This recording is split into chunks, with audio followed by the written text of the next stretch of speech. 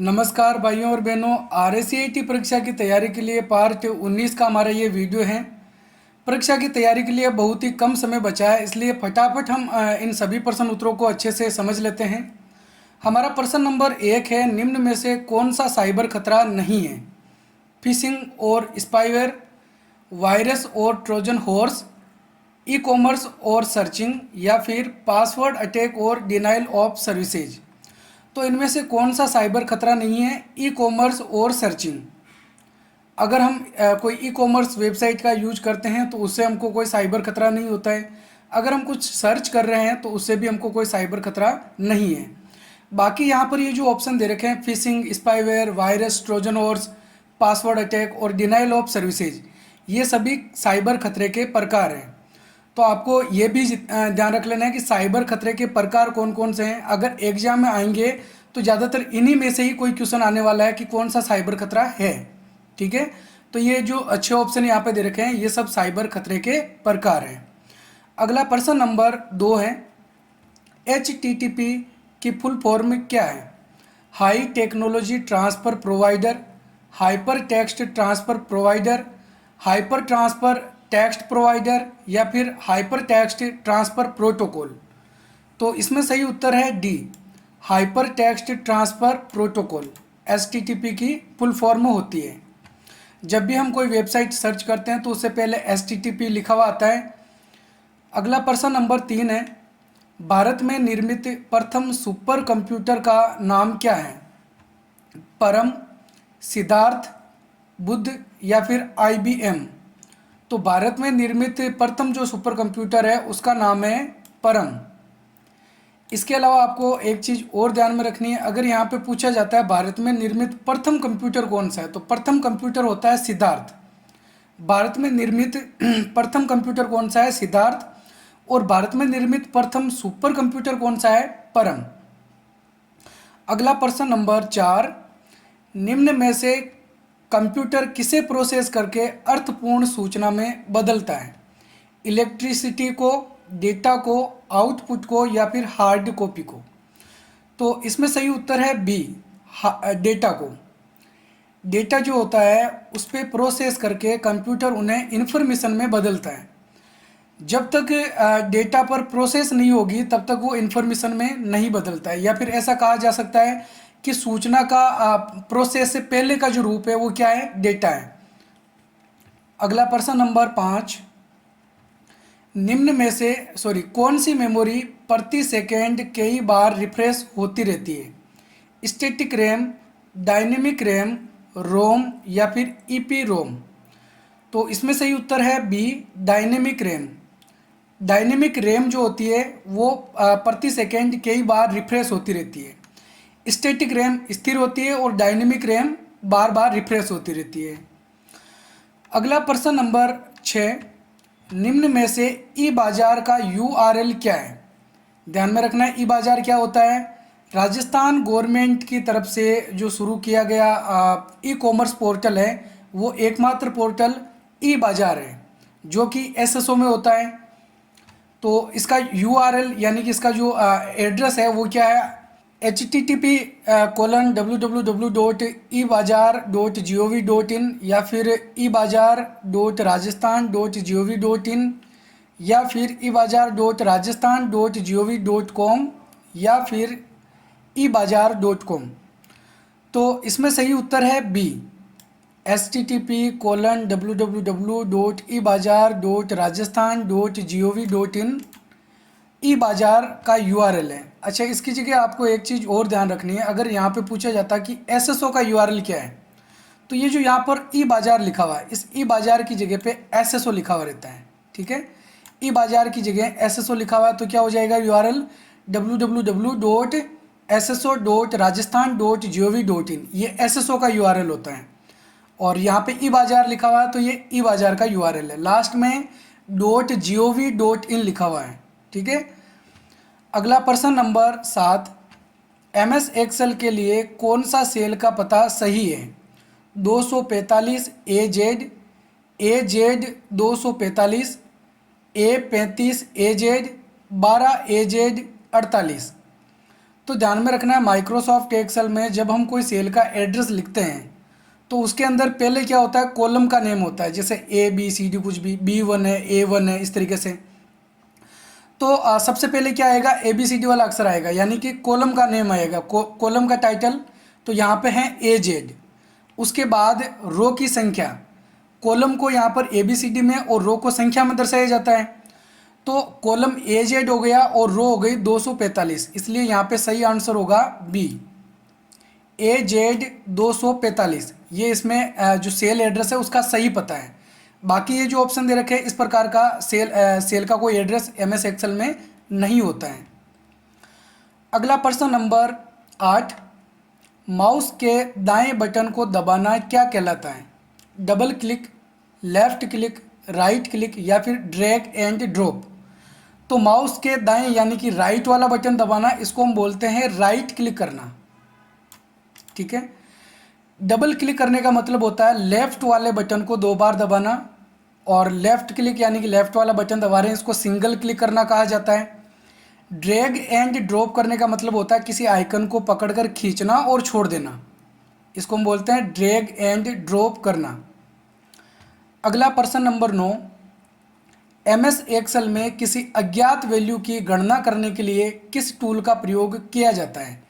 Calculate now, इवल्यूट formula, filter या फिर गोल सिक। तो सही उत्तर है इसमें गोल सिक, D। गोल सिक के द्वारा अगर हमने कोई फॉर्मूला लगा रखा है, उसमें हमको अनुमानित या ऐसी वैल्यू जो हमको पता नहीं है वो ज्ञात करनी है, तो इसके द्वारा ज्ञात की जा सकती है। अगर हमको कोई रिजल्ट चाहिए, जैसे हमको कोई टोटल हमने कर रखी है, टोटल में हम चाहते हैं कि हमारी इतनी टोटल नहीं आए, इससे थोड़ी और बढ़े या कम हो, तो किस सेल में परिवर्तन करना पड़ेगा और उस सेल में क्या रिजल्ट आएगा, तब हमारी उतनी टोटल हो जाएगी। तो ये जो गोल सिक होता है, ये किसी फॉर्मूला या फंक्शन में ही यूज होता है, ठीक है। नेक्स्ट हमारा प्रश्न नंबर 10, MS एक्सेल 2010 में एक से ज़्यादा सेलों को मिलाकर एक सेल में बदलने के लिए किसका प्रयोग किया जाता है? Freeze panes, merge cell, split या फिर फॉर्मेट सेल। तो सही उत्तर है इसमें B, merge cell. Merge cell का मतलब होता है जितने भी सेल हैं सबको सेलेक्ट करके मर्ज करना, मिलाना, ठीक है, उसको एक सेल में बदल सकते हैं। और स्प्लिट के द्वारा वापस एक सेल के अलग अलग टुकड़े किए जा सकते हैं। तो सेलों को तोड़ने के लिए स्प्लिट सेल और मिलाने के लिए मर्ज सेल। और फ्रीज पेन का क्या प्रयोग होता है? रो और कॉलम की जो हेडिंग होती है, जैसे लेफ्ट साइड के अंदर हमने कॉलम में कुछ हेडिंग लगा रखी है, ऊपर टाइटल में हमने कुछ लिख रखा है, जिसको हम रो कॉलम्स को वहीं रखना चाहते हैं। स्क्रॉल करते समय हम चाहते हैं कि हमारी हेडिंग, हमारा जो टाइटल है वो स्क्रॉल साथ में ना हो, तो फ्रीज पेन का प्रयोग करते हैं। अगला प्रश्न नंबर 11 है, कंप्यूटर मेमोरी के संदर्भ में कौन सा विकल्प सही है?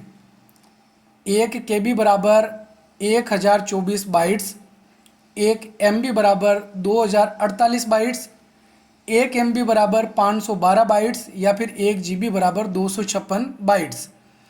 तो सही उत्तर है इसमें A, 1 KB के अंदर 1024 बाइट्स होते हैं। मेमोरी मापन की जो इकाइयाँ होती है, उसमें मेमोरी मापन की सबसे छोटी जो इकाई है उसको हम बोलते हैं बिट। 4 बिट मिलकर एक निबल बनता है और 8 बिट मिलकर एक बाइट बनता है।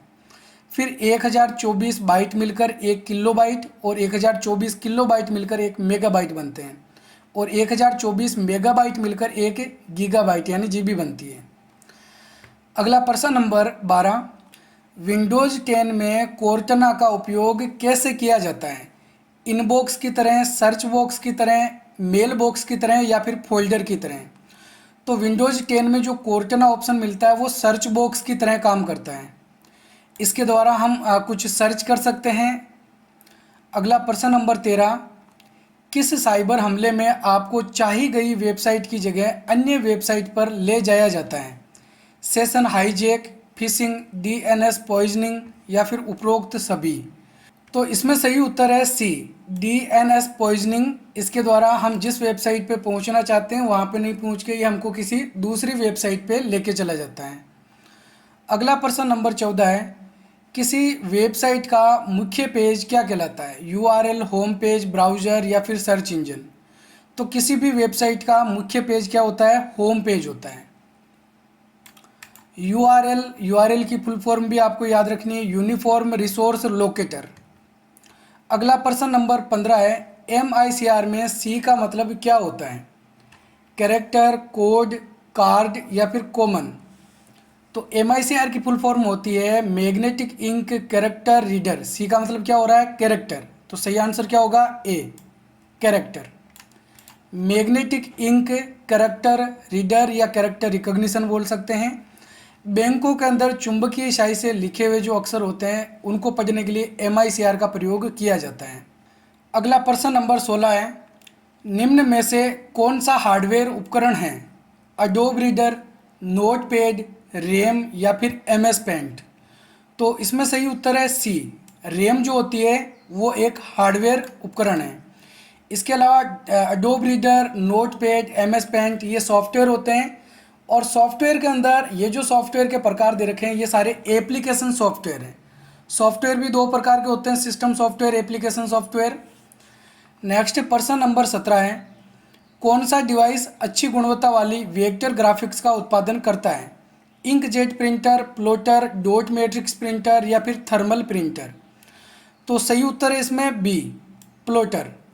प्रिंटर का एक बड़ा रूप प्लॉटर होता है जिसके द्वारा बड़े बड़े नक्शे, बड़े बड़े बैनर जो होते हैं वो प्रिंट किए जाते हैं।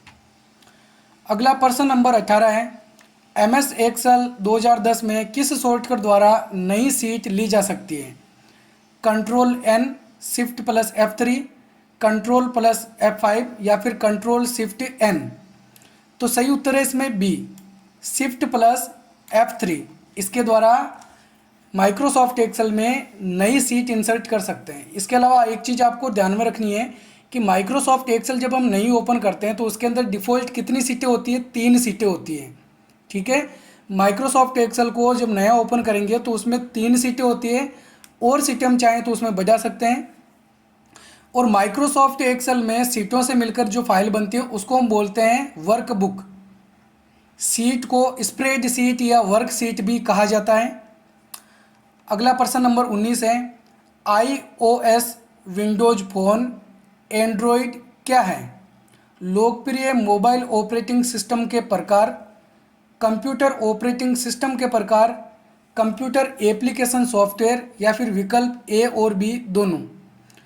तो सही उत्तर है इसमें ए, लोकप्रिय मोबाइल ऑपरेटिंग सिस्टम के प्रकार iOS, विंडोज फ़ोन और एंड्रॉयड होते हैं। ठीक है, एंड्रॉयड तो आप सब जानते ही होंगे। अगला प्रश्न नंबर 20 है, निम्न में से किसके बिना कोई कंप्यूटिंग डिवाइस काम नहीं कर सकती है? Database, application software, operating system या फिर माइक्रोसॉफ्ट ऑफिस। तो इनमें से कंप्यूटर में किसका होना ज़रूरी है? ऑपरेटिंग सिस्टम का। हमारे कंप्यूटर में कम से कम एक ऑपरेटिंग सिस्टम का होना ज़रूरी है। बिना ऑपरेटिंग सिस्टम के हमारा कंप्यूटर कोई भी कार्य नहीं कर सकता है।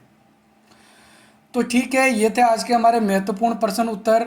RSCIT परीक्षा की तैयारी करते रहें, बहुत ही कम समय बचा है, इसलिए जितने भी क्वेश्चन आंसर जो हमने पहले से वीडियोज़ अपलोड कर रखे हैं एक बार फटाफट इनको देख लें।